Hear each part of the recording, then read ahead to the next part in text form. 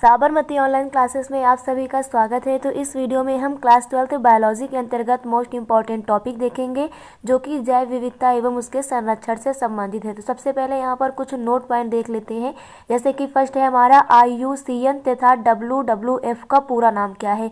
तो जो IUCN होता है इसका फुल फॉर्म होता है international union for conservation of nature and natural resources. तो यहाँ पर हो जाता है international union for conservation of nature, international union for conservation of nature and natural resources, यानी कि प्रकृति एवं प्राकृतिक स्रोत के संरक्षण की अंतर्राष्ट्रीय एक यूनियन है, एक संघ है। तो जिसका हिंदी में फुल फॉर्म हो जाएगा अंतर्राष्ट्रीय प्रकृति संरक्षण संघ। क्या हो जाएगा?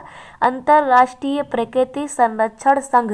तो IUCN का ये फुल फॉर्म हो जाता है। नेक्स्ट है WWF यानी कि world wild life fund, world wild life fund, जिसका हिंदी में अर्थ होता है विश्व वन्यजीव कोष।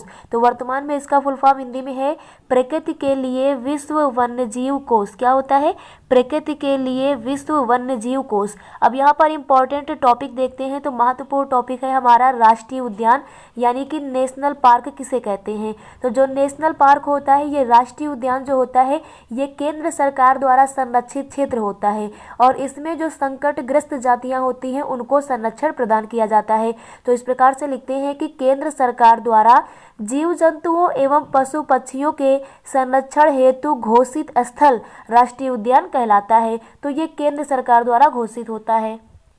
इसमें संकटग्रस्त जीवों का, किसको? संकटग्रस्त जीवों को संरक्षण प्रदान किया जाता है और इसमें जो मानव क्रियाकलाप होते हैं ना, इन पे पूर्णतः प्रतिबंध होता है, यानी मानव के क्रियाकलाप पर इसमें पूर्णतः प्रतिबंध होता है। तो मानव के लिए नो एंट्री होता है राष्ट्रीय उद्यान में। तो परिभाषित कुछ इस प्रकार से करते हैं कि राष्ट्रीय उद्यान वह स्थल है, राष्ट्रीय उद्यान वह स्थल है जो राष्ट्रीय सरकार द्वारा, यानी कि केंद्र सरकार द्वारा एकल रूप से, केवल एकल रूप से उसमें उपस्थित वन्य जीवों के कल्याण के लिए, किसके लिए? वन्य जीवों के कल्याण के लिए आरक्षित और नियमित है। तो जो राष्ट्रीय उद्यान होते हैं ये केवल वन्य जीवों के संरक्षण के लिए होते हैं। इसमें मानव के क्रियाकलाप पर पूर्णतः प्रतिबंध होता है। राष्ट्रीय उद्यान में वृक्षारोपण हो गया, कृषि कार्य हो गया, चारण हो गया, यानी कि पशुओं को चराना, ऐसी जो गतिविधियां होती हैं ये अनुमान्य नहीं होती हैं, यानी कि इनके लिए मान्य नहीं होता है, ये अनुमान्य नहीं होती हैं। तो इस प्रकार से हम बताते हैं कि यहाँ पर जो वृक्षारोपण होता है, कृषि कार्य होता है, चारण होता है, इस पे पूर्णतः प्रतिबंध होता है। नोट पॉइंट यहाँ पर लिखते हैं कि भारत में कुल 103, वर्तमान में 103 राष्ट्रीय उद्यान है। तो भारत में वर्तमान में कुल 103 राष्ट्रीय उद्यान है। एग्जाम्पल की बात करें तो हमारा गिरी नेशनल पार्क हो जाएगा, कौन सा? गिरी नेशनल पार्क हो जाएगा जो कि गुजरात में पड़ता है। दुधवा नेशनल पार्क जो कि उत्तर प्रदेश में पड़ता है। काजीरंगा कहाँ पड़ता है? असम में पड़ता है। जिम कॉर्बेट उत्तराखंड में। तो एग्जाम्पल की बात करें नेशनल पार्क की, राष्ट्रीय उद्यान की हो जाएगा Gir national park, Dudhwa national park, Kaziranga national park और जिम कॉर्बेट नेशनल पार्क। अब बात करते हैं वन्य जीव अभ्यारण्य किसे कहते हैं। तो जो राष्ट्रीय उद्यान होता है और जो वन्य जीव अभ्यारण्य होता है, इन दोनों में ही संकटग्रस्त जीवों को संरक्षण प्रदान किया जाता है।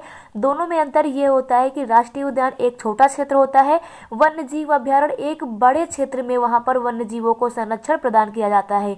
और जो वन्य जीव अभ्यारण्य होता है ये राज्य सरकार के अकॉर्डिंग होता है। तो यहाँ पर हम बताते हैं राज्य सरकार द्वारा घोषित ऐसा सामूहिक आरक्षित स्थान, यानी किसके द्वारा होगा? ये राज्य सरकार द्वारा आरक्षित किया जाता है, जिसमें वनस्पतियों एवं जंतुओं को संरक्षण प्रदान किया जाता है। तो इसमें वनस्पतियों और जंतुओं को संरक्षण प्रदान किया जाता है। और यहाँ पर बताते हैं कि जो वन्य जीव अभ्यारण्य है ना, वन्य जीव अभ्यारण्य ये राष्ट्रीय क्षेत्र, यानी कि जो हमारा राष्ट्रीय उद्यान होते हैं उनकी तुलना में अपेक्षाकृत ये अधिक बड़े होते हैं। तो यहाँ पर हम बताएंगे कि इसका जो क्षेत्र होता है ना वो राष्ट्रीय उद्यान से अधिक होता है। एक बड़े एरिया के अंतर्गत यहाँ पर वन्य जीवों को संरक्षण प्रदान किया जाता है और इसमें भी संकटग्रस्त जीवों को संरक्षण प्रदान किया जाता है। लेकिन इसमें जो मानव का क्रियाकलाप है ना उसको आंशिक छूट मिलती है, क्योंकि ये एक बहुत बड़ा क्षेत्र होता है और एक बड़े क्षेत्र में मानव के क्रियाकलापों को रोका जाना सही नहीं होता, क्योंकि मानव के भी तो संरक्षण पर ध्यान देना है। तो यहाँ पर होता यह है कि ये एक बड़ा क्षेत्र होता है। तो अगर बड़ा क्षेत्र है तो इसमें मानव का जो क्रियाकलाप है उसको आंशिक रूप से छूट मिलती है। इसमें क्रियाएं जैसे लकड़ी, संपत्ति, लघु वन यानी छोटे छोटे वन लगाना, उत्पाद प्राप्त करना तथा निजी स्वामित्व अधिकार अनुमान्य होते हैं, यानी कि उन पर आंशिक रूप से मान्यता प्राप्त होती है। नोट पॉइंट की बात करें तो यहाँ पर यह हो जाएगा कि भारत में कुल 543 वन्यजीव अभ्यारण्य है। तो वर्तमान में भारत में कुल कितने वन्यजीव अभ्यारण्य है? 543 वन्यजीव अभ्यारण्य है। एग्जाम्पल की बात करें तो इसमें हमारा चंद्रप्रभा आ जाएगा, तुंगभद्रा आ जाएगा, घाना आ जाएगा और पेरियार आ जाएगा, यानी कि चंद्रप्रभा वन्यजीव अभ्यारण्य, तुंगभद्रा अभ्यारण्य आ जाएगा, घाना वन्यजीव अभ्यारण्य आ जाएगा और पेरियार वन्यजीव अभ्यारण्य आ जाएगा। तो ये इसके एग्जाम्पल हो जाते हैं। नेक्स्ट देखते हैं जैव मंडल आरक्षित क्षेत्र क्या होते हैं, यानी कि बायोस्फीयर रिजर्व क्षेत्र क्या होते हैं। तो प्रतिनिधि पारिस्थितिक प्रणाली में, यानी कि हमारे यहाँ जो पारिस्थितिक प्रणाली चल रही है इसमें आनुवांशिक विविधता बनाए रखने के लिए, जो आनुवांशिक विविधता है इसको बनाए रखने के लिए बहुउद्देशीय संरक्षित क्षेत्र को हम लोग जैव मंडल आरक्षित क्षेत्र कहते हैं। तो ये हमारा एक जैव मंडल आरक्षित क्षेत्र होता है जिसके अंतर्गत हम बहुउद्देशीय उद्देश्य के माध्यम से जो आनुवांशिक विविधता होती है जीवों की इसको बनाए रखते हैं।